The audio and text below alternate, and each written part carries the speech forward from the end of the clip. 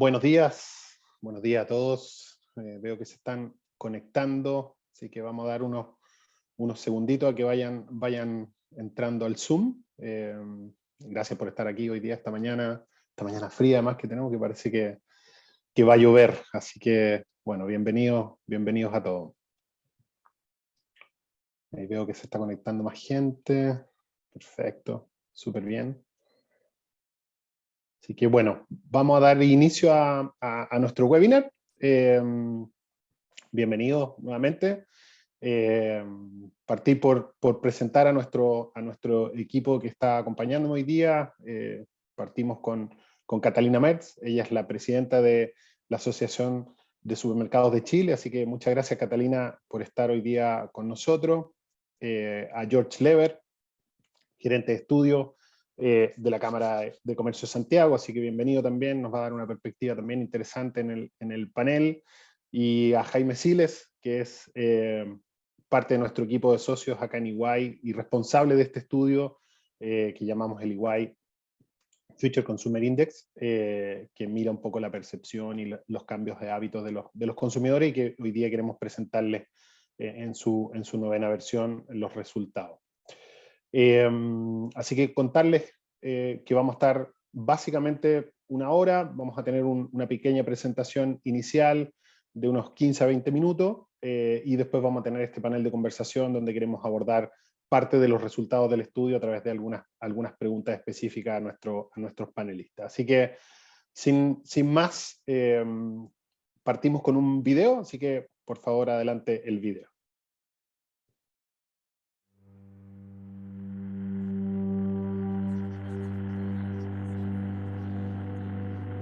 I mean, money's really tight right now, and I've got to spend less. I need to keep my kids safe.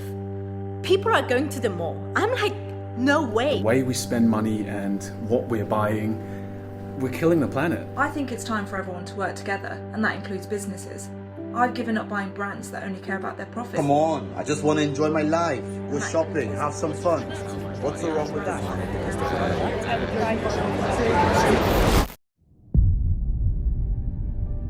COVID-19 has changed the way we live our lives. Around the world, everyone's adjusting to a new reality.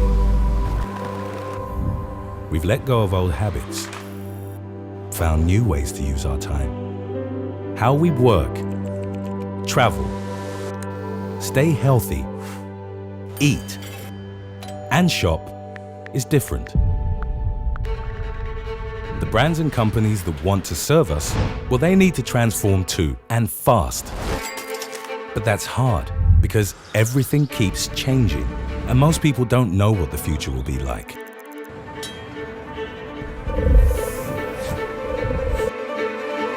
Which changes are temporary? Which are here for good? What will consumers want? The EY Future Consumer Index is here to help you find answers by identifying and tracking the key consumer segments that are emerging around the world and highlighting the key implications for your business and brands. Then you can reframe the future, shape a profitable way forward, and take decisive action today. It's time to make a difference. I want to buy brands that have the same values as me. Big companies need to walk the talk. If they say they're doing good for the environment, I want to see some proof. I just need brands that help me live my life. Get ready for the consumer of tomorrow by understanding what they think and feel today. Be part of their future. Now.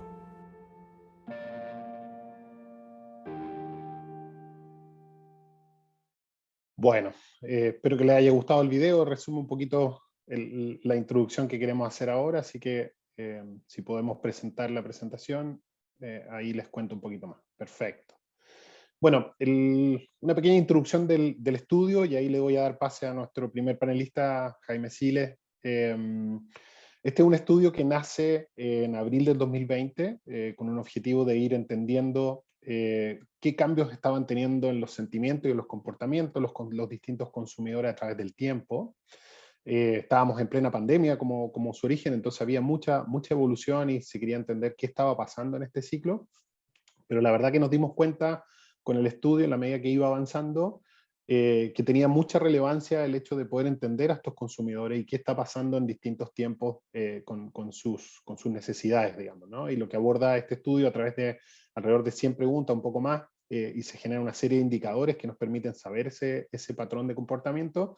Podemos analizar esto en el tiempo y poder ver cómo ha ido evolucionando también, ¿no? El estudio, cuando parte con un grupo acotado de países, pero hoy día ya estamos en la versión número 10. Hoy día vamos a hablar de la versión 9, la 10 está en proceso de salir. Son 24 países, como pueden ver en el mapa, representados todos los continentes, con lo cual es muy interesante también poder ver qué pasa en una geografía versus otra geografía, que también es muy bueno saber cómo estamos preparados. Y Chile, en esta versión, ya es parte integral del estudio y va a seguir como parte integral del estudio de aquí en adelante, ¿sí? 18.000 personas entrevistadas, que hace una muestra muy, muy interesante de distintos grupos etarios, hombres, mujeres, distintas edades, distintos niveles de ingresos. O sea, eso es bastante abarcativo, lo que lo hace bastante interesante en términos de los resultados. Así que le doy pase a Jaime Siles ahora, que nos va a contar algunos detalles del estudio, y cuando Jaime termina, vamos a pasar al panel, que creo va a estar muy interesante la conversación al respecto. Así que adelante, Jaime.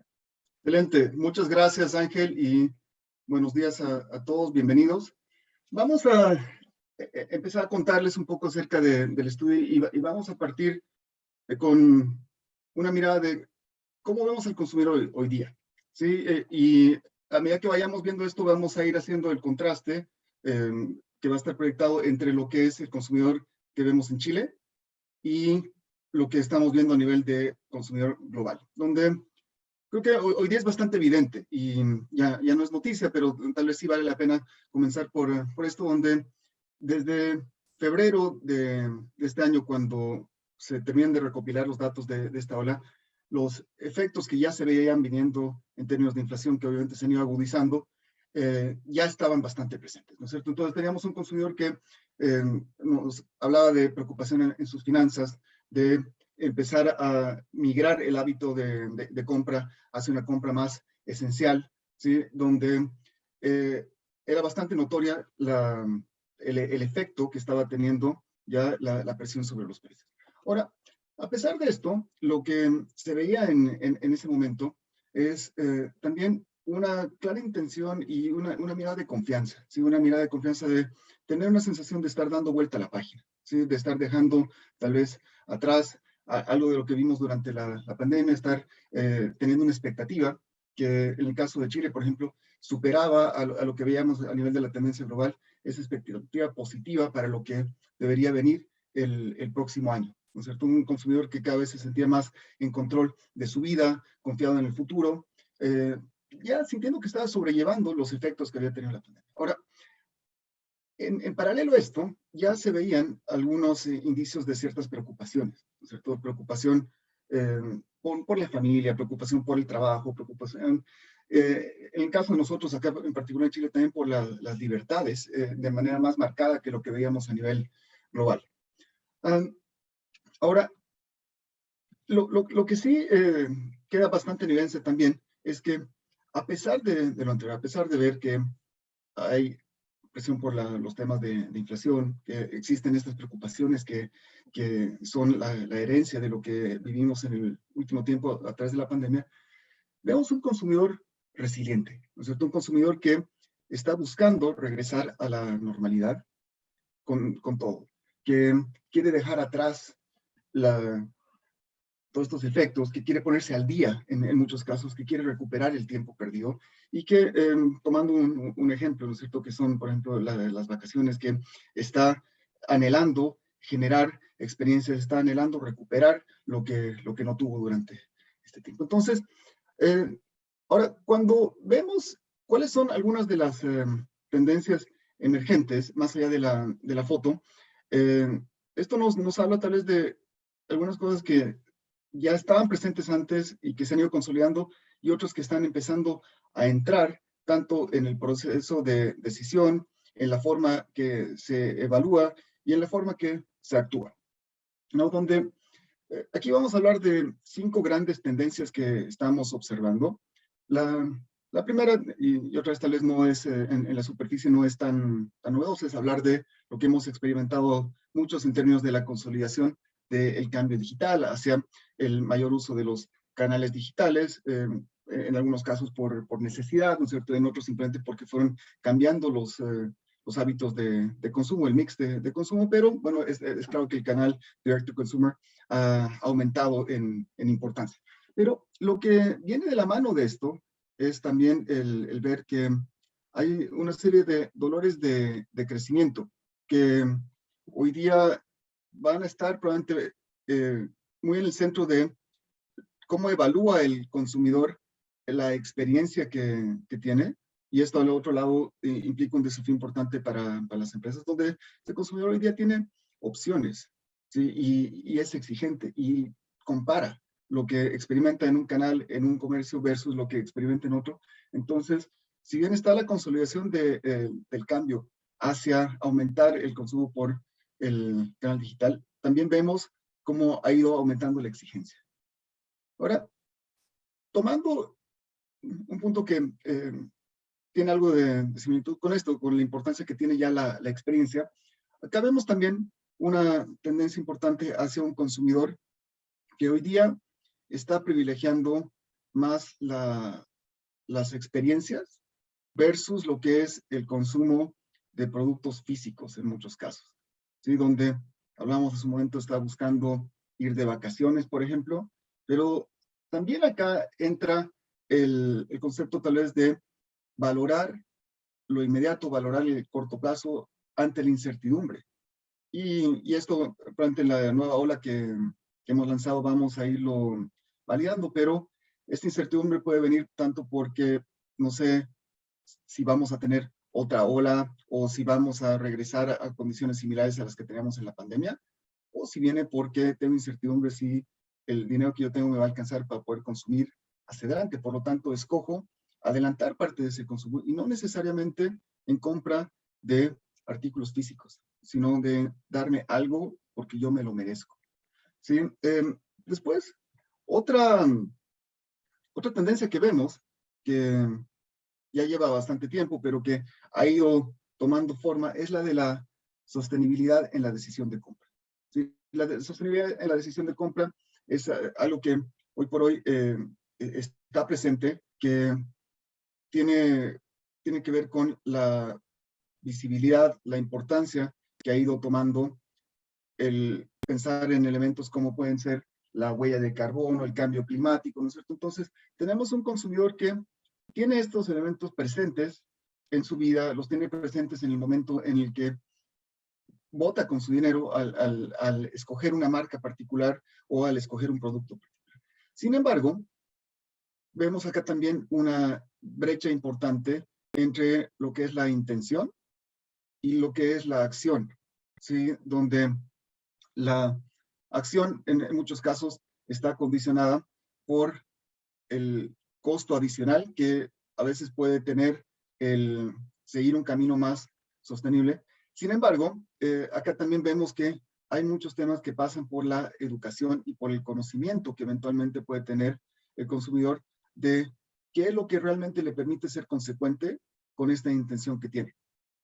Ejemplo de esto son ciertos tipos de insumos que a veces tienen los productos que cuando uno ve hacia atrás en la cadena, son productos que son bastante dañinos para el medio ambiente, pero el consumidor no necesariamente tiene eso presente y esos productos que pueden ser más baratos son finalmente los que terminan siendo productos que están dentro de la canasta y la decisión de compra. Entonces ahí vemos un cierto grado de inconsistencia, no necesariamente voluntaria. En algunos casos viene por los temas de costo, pero en otros casos viene por falta de información. Otra tendencia importante que vemos es la de la flexibilidad, como un concepto muy amplio donde vemos la importancia de la flexibilidad en cómo comprar, en cómo vivir. Bueno, muchos lo hemos estado experimentando también en temas de trabajo, ¿no es cierto? De la gente que no necesariamente quiere regresar a la oficina o que quiere tener la flexibilidad de disponer realmente de su tiempo.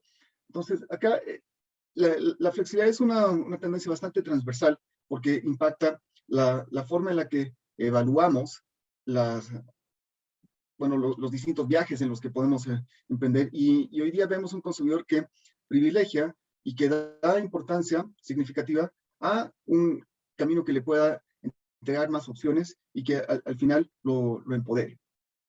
Ahora, otra tendencia que veíamos, y esta obviamente nace de lo evidente que hizo la pandemia, la importancia de la salud y bienestar, que vamos a ver en un minuto en un gráfico un poco más evolutivo, pero los temas en torno a salud y bienestar han estado presentes desde un inicio de este estudio que venimos realizando, pero tal vez algo que es interesante remarcar es cómo, más que quedarte en la mirada de esto es importante, es un cambio hacia cómo yo tomo control, cómo yo me empodero y cómo el consumidor empieza a tomar acciones hacia tal vez más prevenir antes que sanar.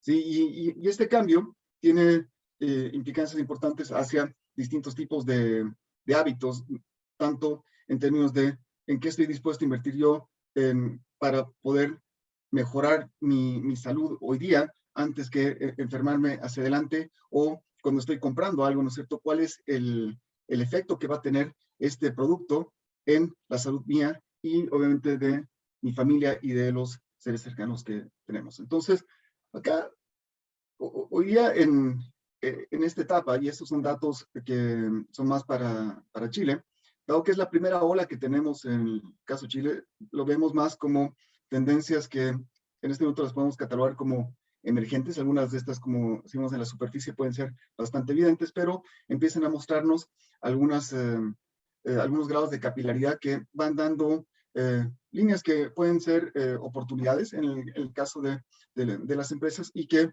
vamos a seguir explorando hacia adelante. Ahora, en términos de ver cómo ha evolucionado el consumidor, acá queríamos introducir algo que desde un inicio del estudio, no partimos con la intención de crear estos segmentos, pero estos fueron surgiendo a medida que fuimos analizando los datos.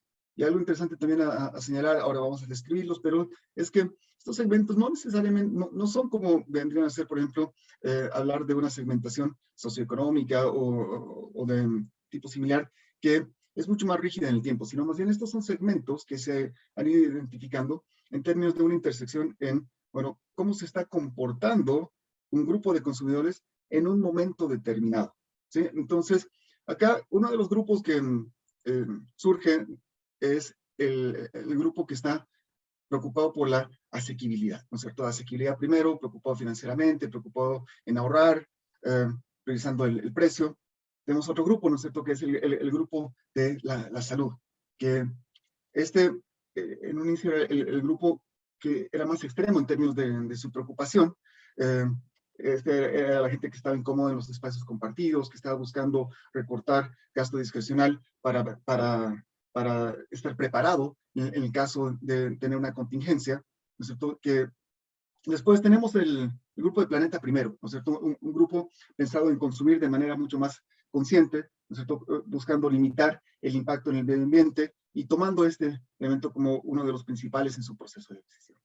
El de la sociedad primero, un grupo que se caracterizaba por buscar poseer menos cosas, ¿no es cierto?, que buscar el bien común, estar mejor entre todos, esperar cambios de largo plazo, abrazar el cambio digital, y finalmente el grupo de experiencia primero, ¿no es cierto?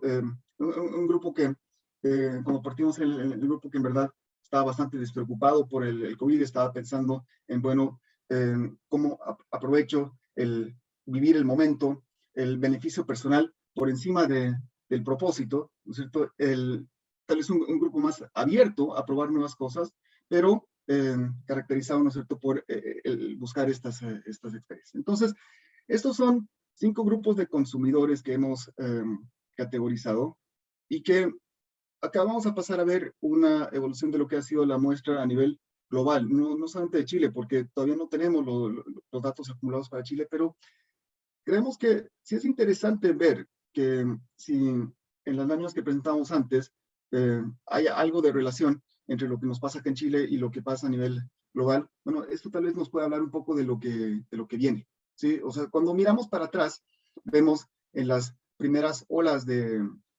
este estudio cómo el grupo de asequibilidad primero era el que dominaba, ¿no es cierto?, seguido por el grupo de salud primero, el planeta primero estaba en tercer lugar, ¿cierto? Teníamos al grupo de sociedad y bueno, a este grupo que en busca de experiencia tal vez como el último.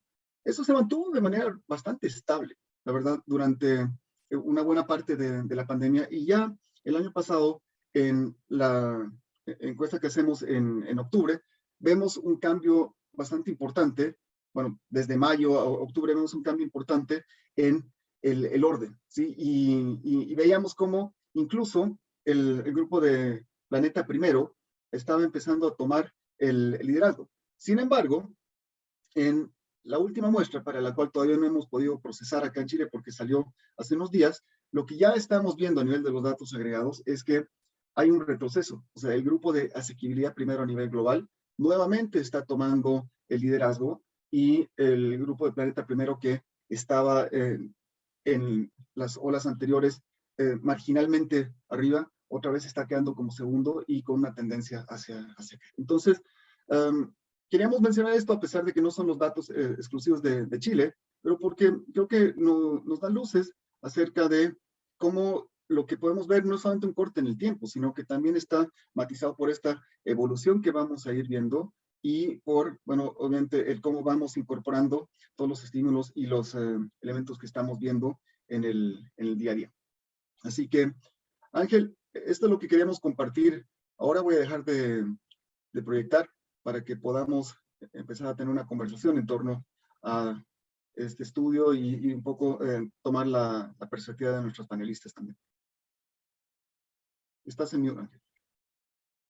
Perdón, ahí sí. Gracias, Jaime, la verdad que muy interesante, así que creo que va a dar pie, un buen pie para la conversación con Catalina y con George, así que los invito a que se sumen y poder comenzar la conversación acá en el panel para poder conversar algunos temas del estudio. Así que, si quieres, parto contigo, Catalina, con una primera pregunta. Sí, hola, buenos días. Buenos días, buenos días. Que tiene que ver con esta parte final que presentaba Jaime de estos segmentos emergentes que llamamos a partir del estudio, digamos, y está este primer, uno de los segmentos que es denominado Planet First, donde están estos consumidores que tienen mayor conciencia con el medio ambiente, que buscan temas de transparencia, trazabilidad de los productos, etc. Y uno de los temas que se identifica es un poco la necesidad de la reducción de desperdicio, ¿no? Que es como una línea de tendencia que está muy en la actualidad, muy en boga, muy en conversación de todos.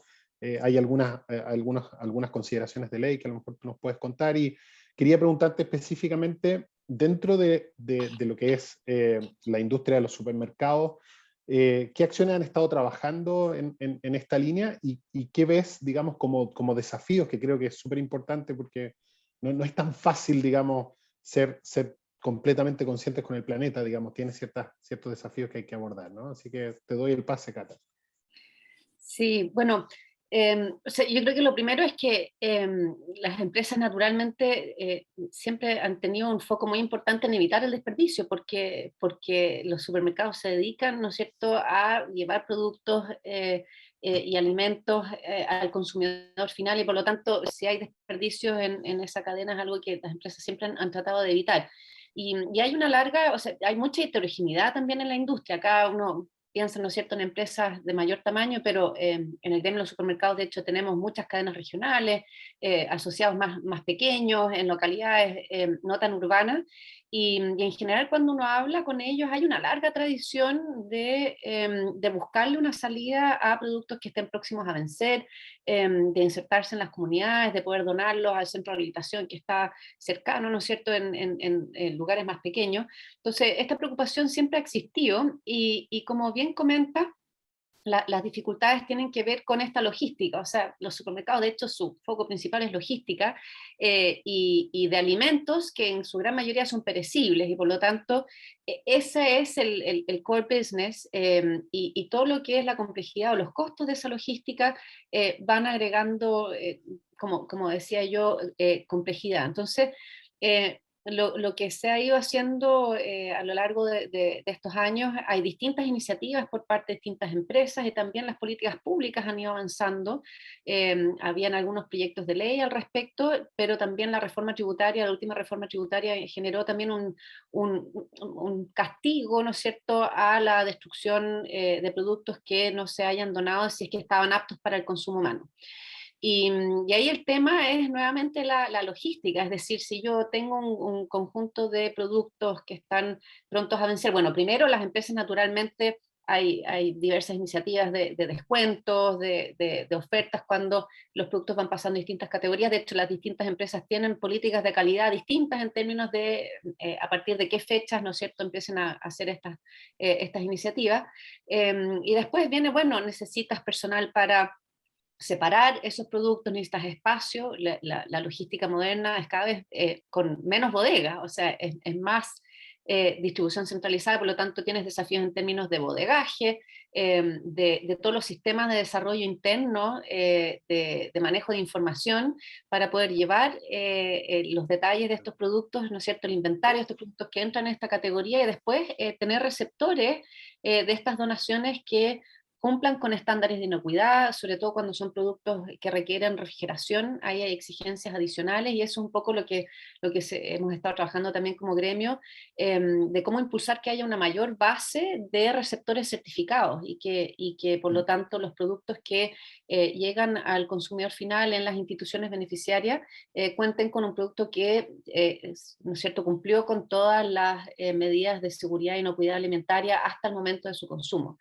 Entonces, son los desafíos más grandes en este momento, son ampliar esa base de receptores que sean, ojalá, predecibles, ¿no? También, porque ¿qué pasa si yo pongo a disposición de las instituciones un cierto conjunto de productos y finalmente no logran llegar a retirarlos, etcétera? Esos son los principales desafíos, es tener mayor base de receptores certificados para poder entregar estos alimentos, y naturalmente la logística, que sean relativamente cercanos a los lugares donde están, porque de nuevo, si es que se requiere de nuevo una logística y un traslado, eso naturalmente impacta también muy, muy, muy fuerte.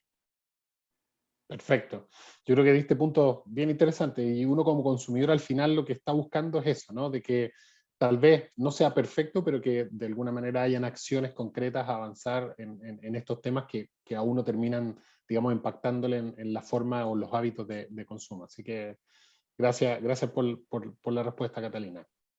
George, voy contigo y te llevo hacia un lado distinto, que tiene que ver con la tendencia a la adopción de los canales digitales, digamos, las experiencias digitales, e-commerce y todos los ámbitos que ya conocemos, digamos, donde obviamente el COVID fue el primer catalizador. De la noche a la mañana nos enfrentamos a estar encerrados, digamos, y había que seguir comprando, había que seguir viviendo de alguna manera. Pero hoy día que la pandemia está en un estadio a lo mejor distinto al que tuvimos al principio, donde teníamos las cuarentenas y demás, creo que igual de alguna manera había una tendencia a mantener estos canales digitales de manera más, digamos, estables en el tiempo. Entonces, en términos de los datos que maneja la Cámara y los estudios que ustedes tienen, ¿cómo has visto los resultados en Chile? Y también, ¿cómo ves el balance entre el canal tradicional y el canal digital pensando en el futuro, ¿no? O sea, esto es algo que llegó para quedarse, se va a terminar balanceando en el tiempo. ¿Cómo lo ven ustedes desde la Cámara y cómo ha sido esta evolución que ustedes hacen estos estudios a través de los cyber y demás que van desarrollando? Creo que es interesante tu opinión. Sí, hola, muy buenos días a todos. Sí, bueno, efectivamente hay un cambio importante, es un proceso que venía en desarrollo con la adopción cada vez más creciente, sigue intensificando la adopción en algunas categorías que ya habían liderado por mucho tiempo, como los bienes durables, tecnología. Se habían incorporado categorías nuevas en los últimos años como vestuario y calzado, que ya está bastante desarrollado. Alimentos era como la próxima gran categoría, ¿no es cierto?, que venía en desarrollo. Y claro, llega la pandemia, quedamos sometidos a llegar al límite de nuestras posibilidades, tanto como consumidores y como vendedores, como retail, ¿no es cierto? Los canales digitales, tal como nos pasó en muchas otras áreas, como la educación, la misma salud, entretención, etc. Y claro, ahí vimos dónde están los límites actuales, ¿no es cierto? Y algunos de esos límites trasladaron sus fronteras, por ejemplo, en el área logística, donde no se puede, no se tiene la misma flexibilidad que uno tiene en el mundo digital. En el mundo digital uno puede hoy día ampliar su capacidad de operación en forma casi, no quiero decir infinita porque no es verdad, pero lo puede multiplicar por varias veces su capacidad de operación, ¿no es cierto? En el mundo logístico, donde hay que entregar, ¿no es cierto?, bienes físicos, hay que trasladarlos, eso está bastante más, es mucho más difícil de mover en términos estructurales, ¿verdad? Y bueno, luego de un choque inicial, finalmente llegamos a fin del 2020 ya con un mercado logístico mucho más desarrollado, mucho más granular y atomizado, ¿no es cierto?, en términos de la aparición de muchos nuevos microoperadores que antes no existían. Entonces cambió bastante el mercado, su capacidad de respuesta, y bueno, ni hablar de la demanda. Por el lado de la oferta, la pyme, que era el gran, no ausente, pero donde estaban los mayores desafíos en términos de adopción de comercio electrónico, la pyme se tuvo que sumar, ¿no es cierto?, por un tema de supervivencia. Y bueno, todos los consumidores tuvimos que hacerlo mucho más intensivo. Los que ya hacíamos comercio electrónico y los que no lo hacían se volvieron compradores digitales, ¿verdad? Y en ese sentido, claro, hoy día que estamos en un escenario de mayor normalidad, por lo menos en términos de movilidad, ¿verdad?, de apertura de la oferta disponible física, lo que hemos visto es un rebalanceamiento, ¿no es cierto? Es decir, simplemente volver a los espacios físicos significa que eso ya hace que los canales sufran modificaciones, ¿no? Y en general lo que nos muestran los datos, por ejemplo, si vemos una de las categorías que es importante en comercio electrónico, que son los bienes durables, antes de la pandemia, en promedio, la intensidad de compra en Internet versus las compras totales de bienes durables estaban entre el 20 y el 25% más o menos. O sea, eso era lo que pesaban dentro de las ventas totales. Y durante la pandemia llegaron a estar en niveles del 80% digital. Todavía quedaban algunas formas físicas de comprar bienes durables, que era, por ejemplo, bueno, en los mismos supermercados hay, digamos, algunos formatos que tienen venta de durables físicos, entonces se mantuvo una parte física, por supuesto. Y luego hemos visto mucha volatilidad porque cada vez que hay una reapertura y que volvemos al comercio físico, se tiende a rebalancear el canal físico con el digital. Pero ahora que ya podemos juzgar algunos meses que podemos entender de mayor normalidad, es decir, con mucha movilidad y con mucho retorno a los espacios físicos, hoy día las tasas están en torno entre el 40 y el 50%. Es decir, partimos en el 20, alcanzamos el 80 y hoy día estamos cerca del 50%, entre el 40 y 45% más o menos los últimos datos. Es decir, retrocedemos en relación a la época más intensa digital, pero nos mantenemos muy por sobre lo que teníamos antes de la pandemia, ¿no es cierto? Y eso, de alguna forma, contribuye a responder tu pregunta en el sentido de que hoy día somos compradores más digitales que antes y somos también vendedores más digitales que antes. Nosotros estamos ocupando con más intensidad el canal.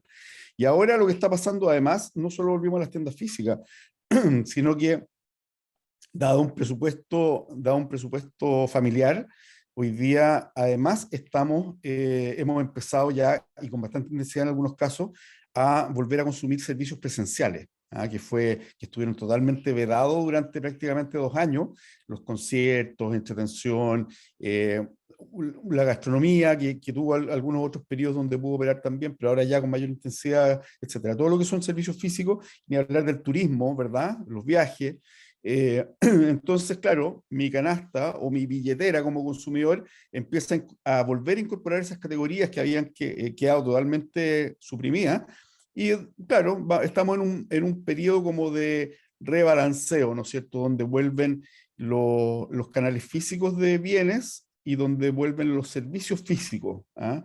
Pero nos muestran un nivel de madurez distinto al que teníamos antes. Efectivamente avanzamos un gran trecho en términos del desarrollo de los canales digitales y va creciendo, yo creo, la percepción de que finalmente todos estos canales no es que compitan entre ellos, sino que entre todos nos ayudan a mejorar la manera en que atendemos a los consumidores y en que le damos opciones para llevarles la mayor comodidad y valor agregado a su toma de decisiones. Perfecto. Me faltó solo una partecita que creo que puede ser interesante tu mirada, que es la parte de futuro, digamos, ¿no? En una mirada como dijiste, de la tendencia, cómo ha ido subiendo y bajando y estabilizándose, digamos, pensando lo que pasa en Chile y a lo mejor afuera también que lo mira la cámara, ¿cómo ves esto hacia adelante, digamos, ¿no? ¿Crees que se va a seguir en esta tendencia más balanceada entre ambos mundos o vamos a retornar a lo que era antes la pandemia, donde la presencialidad física era muy importante versus el canal digital? No, yo creo que los canales físicos hoy día están en plenitud. ¿Ah? La relación del cliente con el canal físico ha cambiado en el sentido de que las tasas de conversión de las tiendas físicas son mucho más altas que en el pasado. Eso significa que la visita funcional se ha vuelto más relevante que antes. O sea, antes la proporción de compra sobre el total de visitas era mucho más baja que lo que es hoy día. Y eso básicamente porque iba a los espacios de comercio con muchos objetivos, no todos relacionados a la compra, ¿no es cierto? Objetivos recreacionales, entre otras cosas, ¿no es cierto? Hoy día vuelve a ser, o se hace mucho más importante la compra funcional, es decir, o la visita funcional. Voy porque necesito comprar algo. ¿Ah? Eso yo creo que también se va a ir normalizando, o sea, en los espacios, en la medida también en que reabren los servicios presenciales, ¿no es cierto? Los cines, la gastronomía de los centros comerciales. Eso significa que empiezo también, no solamente voy al mall porque voy a hacer una compra, ¿no es cierto?, de un bien, sino que empieza a ocurrir un poco volvemos progresivamente a esa normalidad, ¿verdad? Pero los canales digitales ya se han incorporado a nuestra cultura de compra en el sentido de que hay muchas compras, ya sea por su categoría, donde prefiero el canal digital, y hay otras compras en que, dependiendo de la situación en la que me encuentro, el canal digital se vuelve más eficiente. Por ejemplo, en el caso de la alimentación, que decíamos que era una categoría emergente, hoy día tuvo un crecimiento enorme, porque, por ejemplo, durante la pandemia hubo una época en la que yo siempre pude ir a comprar alimentos, ¿no es cierto? Siempre pude ir al supermercado, pero hubo una época donde tenía que pedir un permiso y podía ir 1 o 2 veces a la semana. Entonces, para todo el resto de las compras de ocasión, empecé a utilizar servicios de comercio electrónico, ¿verdad? Y Chile tiene la gran ventaja de que, de hecho, tiene una empresa destacada a nivel global, ¿no es cierto? Tiene un unicornio en el mundo de la distribución de alimentos al instante, ¿no es cierto? Por lo tanto, ese sistema se desarrolló con mucha fuerza, o sea, ya estaba desarrollado y se consolidó durante la época de la pandemia, y hoy día en nuestros hábitos de consumo está totalmente incorporado que para cierto tipo de compras preferimos hacer el encargo vía comercio electrónico con el móvil en la mayoría de los casos, con entrega dentro de 1 hora, ¿verdad? Y eso contribuye a nuestra comodidad, ¿no es cierto? Entonces hay un factor de oferta muy relevante donde la industria se pone, más que ponerse al día, toma la vanguardia, yo diría a nivel internacional incluso, y el consumidor eso lo recibe, digamos, porque claro, hubo un momento en que tuvo que hacerlo forzosamente y hoy día ya se da cuenta que es un canal más eficiente. Lo mismo pasa en otras categorías, ¿no es cierto? Hay cierto tipo de compras que por el momento, que por la condición o que por el rubro, la categoría, el tipo de producto, yo prefiero el canal digital. Y eso es algo que nos va a acompañar al futuro, es decir, vamos a ir balanceando cada vez mejor la relación entre canales. Y como te digo, al final lo relevante es que esté un 360, es decir, el consumidor siempre va a tener una opción de elegir la mejor forma de comprar para el momento y para el tipo de experiencia de consumo que está buscando. Perfecto, muy clarito. Muchas gracias, George.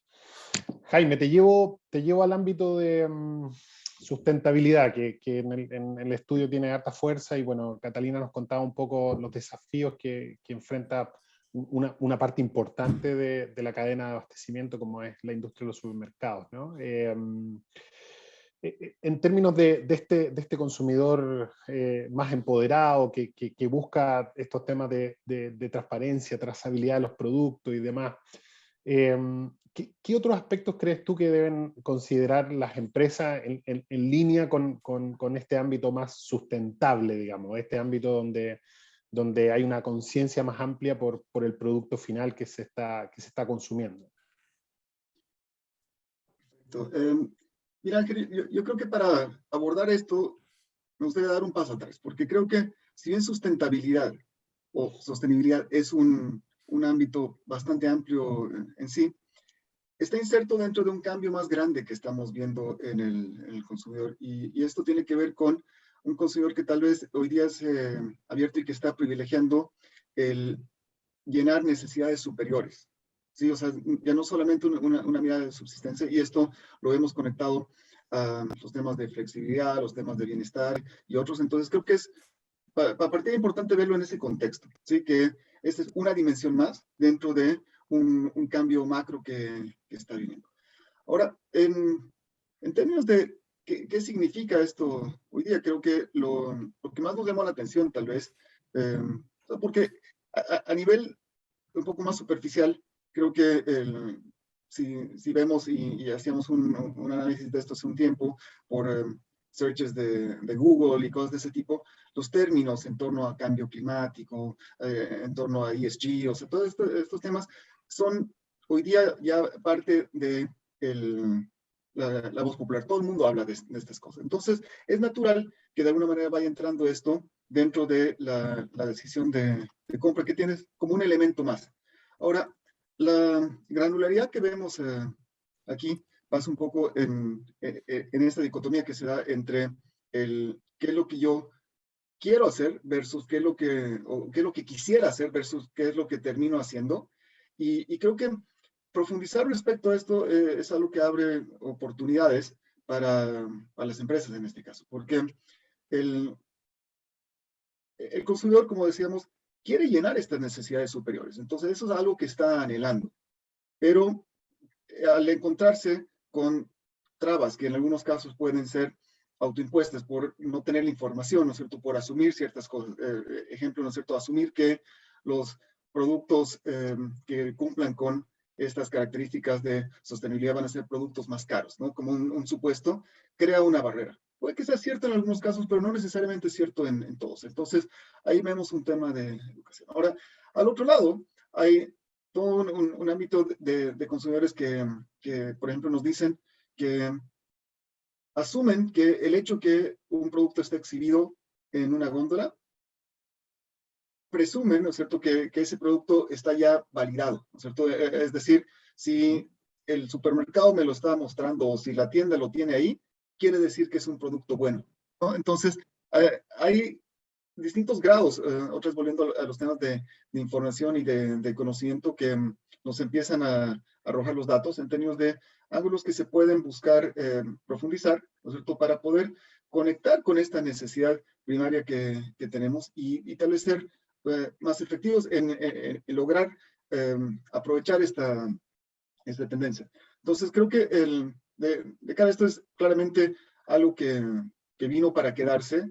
Probablemente la presión que van a tener los costos sobre la canasta de compra va a tener un efecto, como veíamos a nivel de esta tendencia un poco más macro, de tal vez no necesariamente permitir que este grupo que veíamos antes, ¿no es cierto? Como Planet First, por ejemplo, sigue siendo el que está dominando. Es posible que en el corto plazo tengas esta presión que sea dominada por el tema de los costos, pero estamos convencidos que es algo que llegó para quedarse y que el desafío está en cómo entender la manera de conectar de mejor forma, ¿no es cierto? De forma más efectiva con este consumidor, llenar esto que está buscando. Y bueno, ahí, como decíamos, probablemente hay temas tanto de educación, ¿no es cierto? Pero también de alineamiento en no solamente el producto, sino en lo que representan las empresas como un todo, o sea, donde los consumidores nos decían también, y acá este dato lo veíamos tanto en Chile como a nivel global,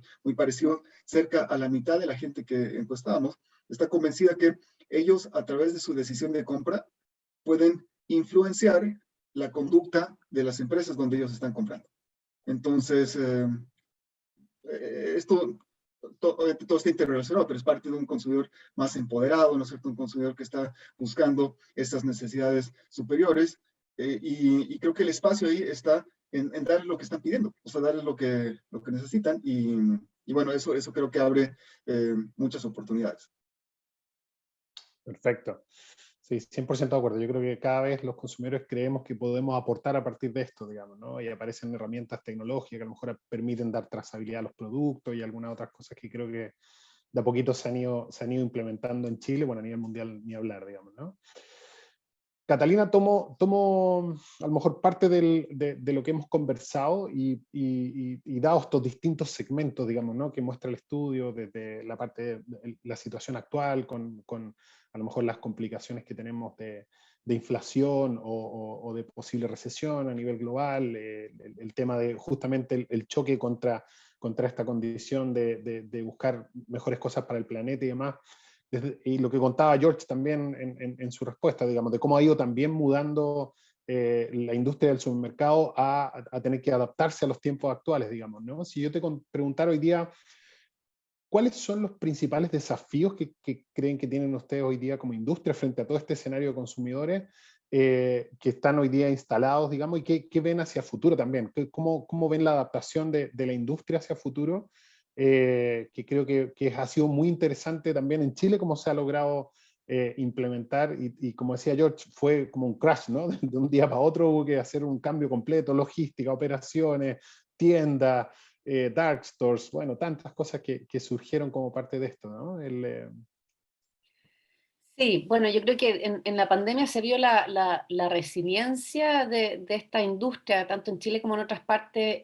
Es una industria que es adoptadora temprana de innovaciones, siempre de cara al consumidor, y efectivamente durante la pandemia hubo desde agendamientos, desde los más chicos, ¿no es cierto?, en sectores un poco más rurales, compra telefónica, o sea, realmente hubo una innovación muy relevante. Eso sí, la penetración, yo quería agregar nomás en alimentos, mundialmente, siempre la penetración del e-commerce en alimentos es más baja, aun cuando se duplicó, tanto por costos, porque estamos hablando disculpen, porque estamos hablando, ¿cierto?, de bienes esenciales y de primera necesidad. Son los grandes centros urbanos en general y las personas, ¿no es cierto?, mayores recursos las que acceden a lo que es el delivery, pero gran parte de las personas consumen presencialmente, son la mayoría por costo, y también hay una cosa de que es muy íntimo lo que uno finalmente decide consumir, ¿no es cierto? Y mucha gente quiere ver lo que compran, y también la preocupación por los precios. Entonces también hay una idea, ¿cierto? Que yendo a sala uno ve cuáles son los productos que están en oferta, y puede entonces hacer una selección más basada en precio. Y bueno, los desafíos futuros, hay que reconocer que la logística no está normalizada, y al igual que todas las demás áreas de la economía, hay todo un desafío en términos de resiliencia a la cadena logística. El mismo estudio demostraba, ¿cierto?, la importancia de la disponibilidad. Todos nosotros probablemente tenemos algún producto que no está con la disponibilidad que estábamos acostumbrados antes, y eso es algo que la industria enfrenta de aquí en adelante. De cómo se mantiene esa resiliencia, igual que en otras industrias, ¿no es cierto?, tener mayores alternativas, el nearshoring que se ha hablado, el abastecimiento, y bueno, la adopción de nuevas tecnologías, ¿cierto?, estos nuevos formatos, hay todo desafíos en los cuales también hemos trabajado mucho como como gremio del reskilling, upskilling, los consumidores demandan también una experiencia digital seamless, como se dice, ¿cierto? Sin que yo pueda pasar de distintos formatos de compra de una manera que yo no me dé ni cuenta, y eso requiere, ¿no es cierto?, todo el despliegue de las capacidades de la industria. Y en los temas de sostenibilidad, ahí yo quería agregar también, es sin duda, o sea, desde el punto de vista de los supermercados, que, ¿no es cierto?, lo que hacen es alimentarse de las preferencias de las personas para las decisiones de cuáles son los alimentos y productos y características, cómo los comercializan. Sin duda son las demandas de los consumidores las que van forjando lo que finalmente se ve en góndola. Y en sustentabilidad el tema de la información es realmente complejo, porque los estudios de huella de carbono por productos son todavía bastante onerosos.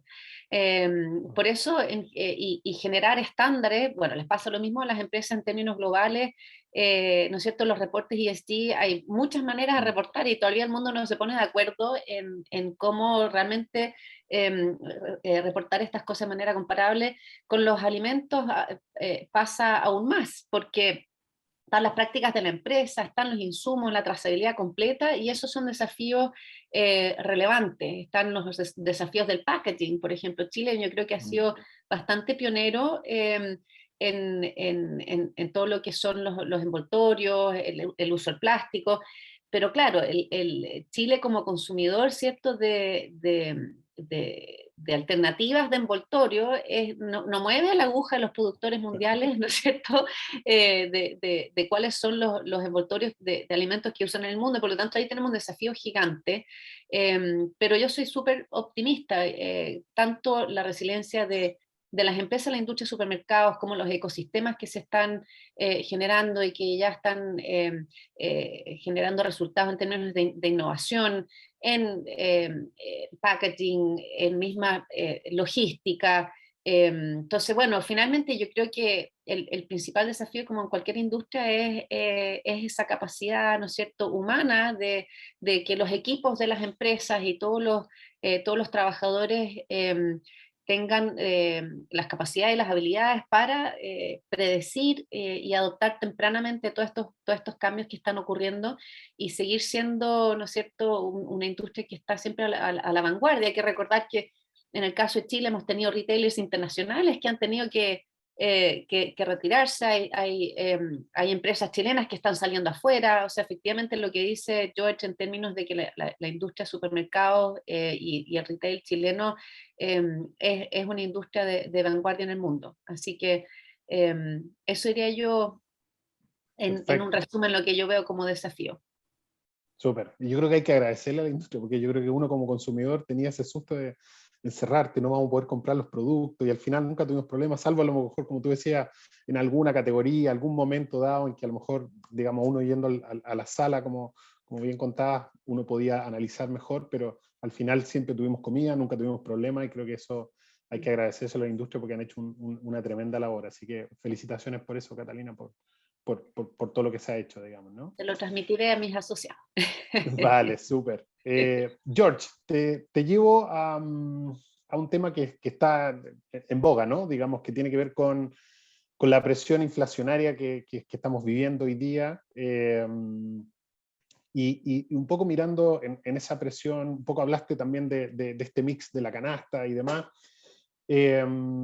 ¿Cómo ves a los consumidores teniendo, aprovechando estos canales digitales, como decías muy bien en las preguntas anteriores, qué herramientas están utilizando para poder tener mejor visibilidad de los precios, por ejemplo? ¿Cómo están ellos siendo más ávidos a lo mejor en buscar mejor, y qué herramientas hay hoy día, o qué ven desde la cámara en términos de cómo ese consumidor está, digamos, teniendo esta coyuntura, pero por otro lado teniendo herramientas que le permiten trabajar este tema de a lo mejor lo que es el aumento de los precios en los distintos productos que forman nuestra canasta, digamos?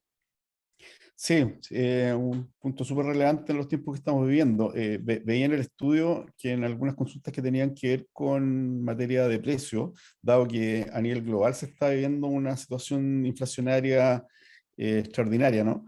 Por todos los temas que hemos comentado, y los aumentos de costos en toda la cadena de producción, distribución internacional, etcétera.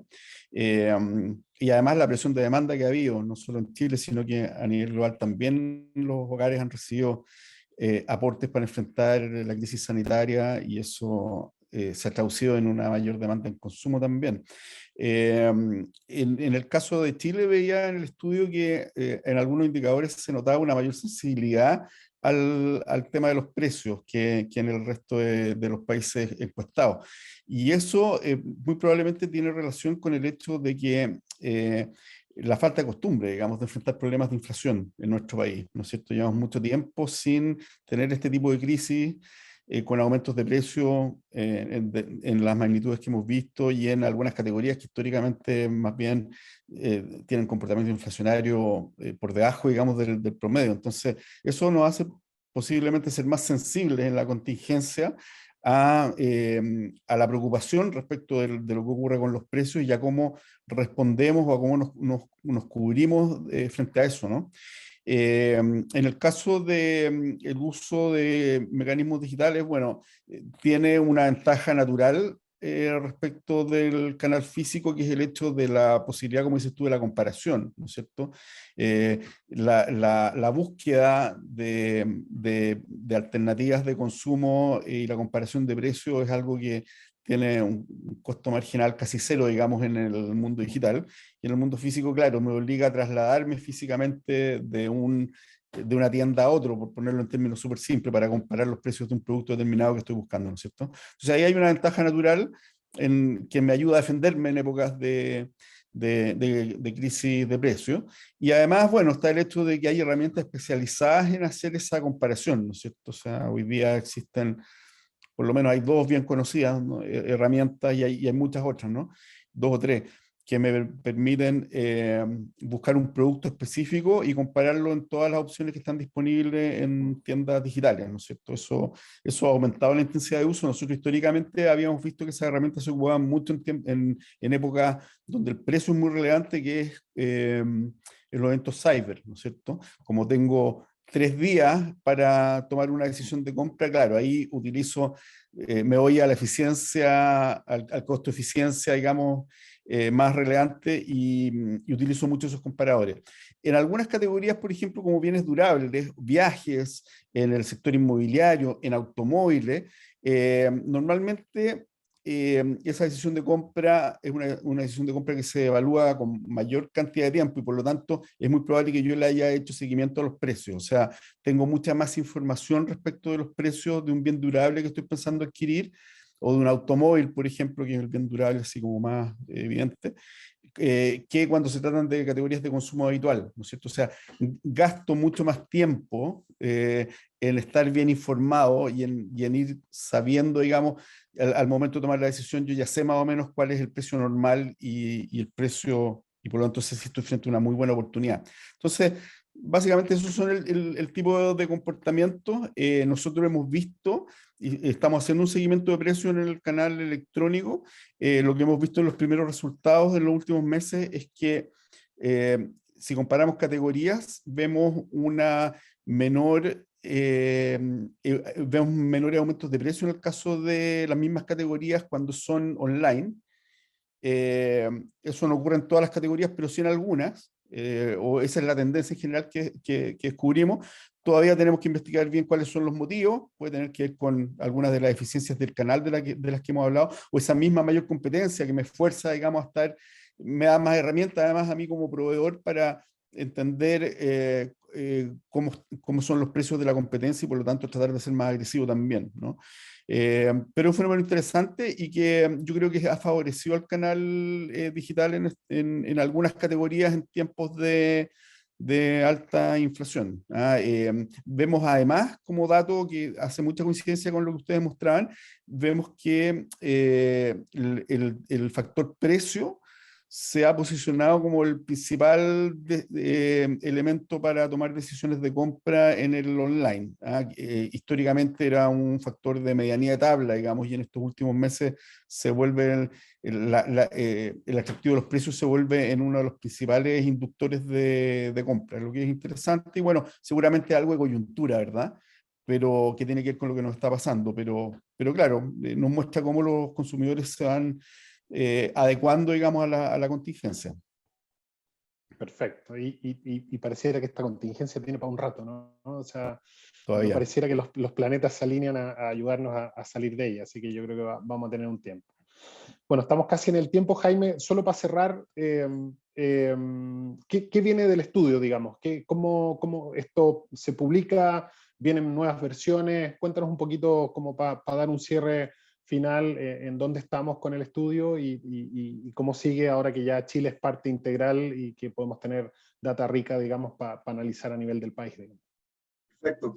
Sí, efectivamente, Ángel, como tú mencionabas en el principio, esto es parte de una iniciativa más grande, ¿no es cierto? Entonces, el estudio o los datos que presentamos aquí tienen algo de resalto, ¿sí? Son datos que en general venían de febrero.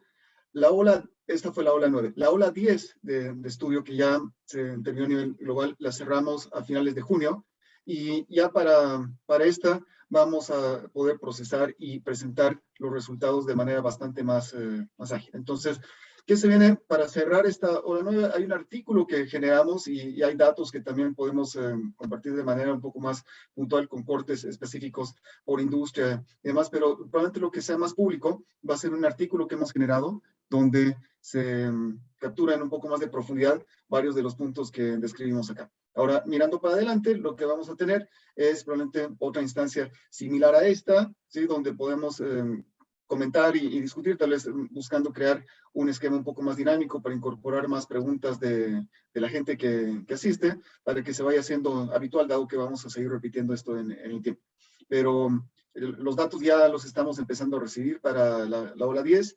Hay cambios que se ven. Es bien interesante ver cómo en un plazo tan corto, o sea, contrastando, ¿no es cierto?, este periodo de más estabilidad que teníamos en términos de esos distintos segmentos y tal vez de las tendencias que estábamos viendo, cómo este tiempo está probando ser un tiempo muy desafiante para leer lo que viene hacia adelante. Entonces creemos que tener una mayor cadencia o sea, acortar los tiempos para poder revisar esto va a ser interesante para ir dando luces tanto a consumidores como a empresas de cara a cómo irse posicionando y prepararse para lo que viene hacia adelante. Así que perfecto. Eso es lo que viene, Ángel. Bueno, así que ahí estén atentos, vamos a estar publicando el estudio, el paper en muy poquito tiempo. Agradecerle a todos, ya estamos en tiempo, agradecerle a todos los que se conectaron, a Catalina, a George, a Jaime. Creo que la conversación estuvo muy entretenida. Creo que el estudio refleja mucho lo que está pasando en la realidad del país, así que creo que es interesante poder tener esta data, digamos, para analizar y ver un poco cómo están siendo estos comportamientos y estos hábitos de nuestros consumidores actualmente, y no solo quedarnos con una mirada del mundo, que como bien decía George, hay veces que hay una dicotomía, ¿no? En Chile aparece un indicador mucho más marcado en un ámbito que a lo mejor lo que está pasando a nivel regional o a nivel mundial. Así que nuevamente muchas gracias y bueno, espero que tengan un excelente día el resto del día. Igualmente, gracias. Adiós. Gracias. Gracias a todos.